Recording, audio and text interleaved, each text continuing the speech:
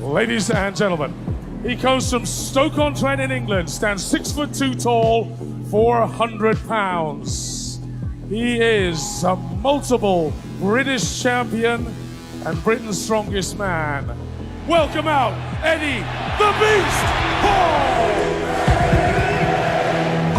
Raise it up, Leeds Arena! Here we go! Eddie! Eddie! Eddie! Eddie!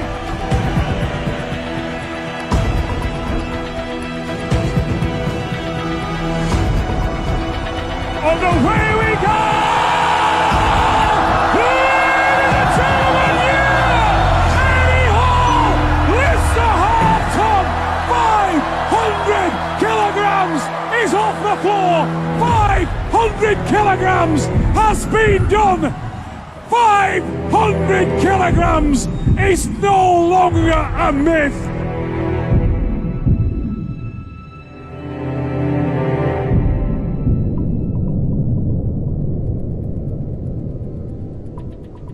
Probably every man's alpha male dream to become the world's strongest man.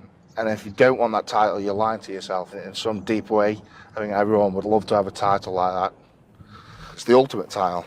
You know, you've got the fastest man on the world, the fattest man on the world, but in my opinion, the strongest man in the world is the ultimate title. My journey began when I was 5 years old, and my mum joined me into the local swimming club, and that's when I began training. When I was 12 years old, I was a national champion swimmer. I was the best in the country, smashing British records. That's where I came into my own, really. That's where my frame sort of built up.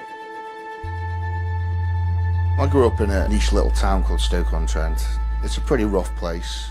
Probably in terms of, you know, the unemployment and crime and drugs, Stoke-on-Trent's right up there. You know, it's one of the worst places to live. I'm not proud of it, but I was expelled from high school and I went into employment very early. You know, at 16, I was full-time employed. I did an apprenticeship with it, like being a truck mechanic. I did that until I was 27, you know, so I've done a good 10, 11 years of working 55, 60 hours a week and then training for 20 hours a week. So, you know, I was really burning the candle at both ends. You know, I don't want to be the average guy from Stoke, you know, who's just worked 9 to 5 and dies at 60, 70 years old. When I first started out strongman 10 years ago, I had no idea where I'd be, you know, right now. I'll tell you what did it for me is I pulled a world record deadlift. That was the turning point for me.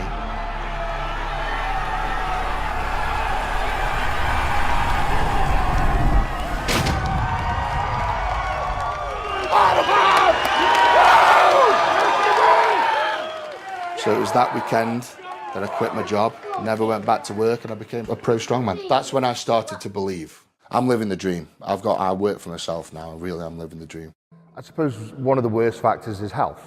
You know, being 32 stone, although you might look healthy on the outside, your body's on the limits all the time. Blood markers, the kidney, liver markers are through the roof.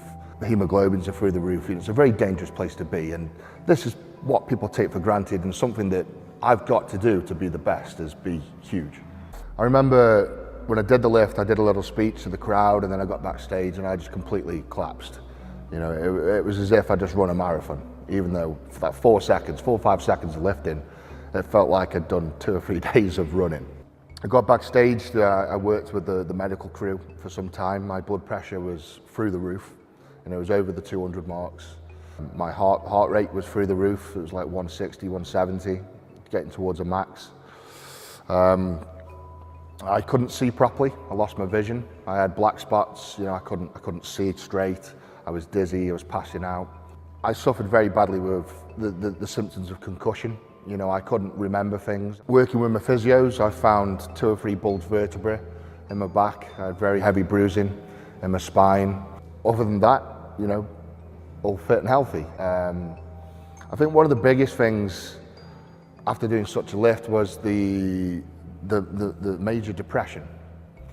And it's like every sportsman, once you've been on a massive high, there's always a massive low. And it definitely hit me hard. You know, at the end of the day, it doesn't matter who you are and what you do.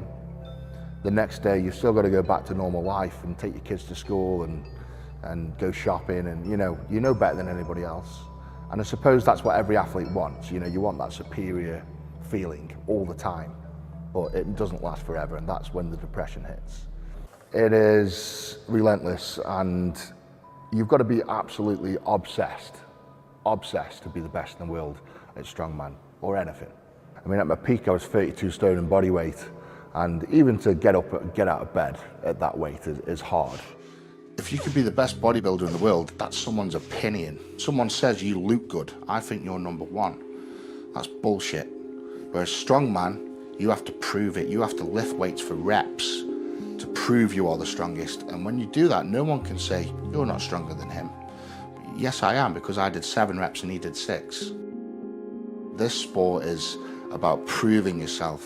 That's it, it's pure. There's no bullshit. There's no one to say, I don't think you're the strongest man in the world. Well, I don't give a fuck what you think. And for us to be the number one, the strongest man in the world, it's complete madness. Why do we do these things? Why do we lift weights?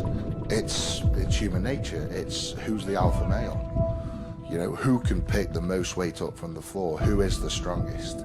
And that's history, and it'll be a big part of history for thousands and millions of years to come, I'm sure. And that's why we do it. It's to find out who is the alpha male.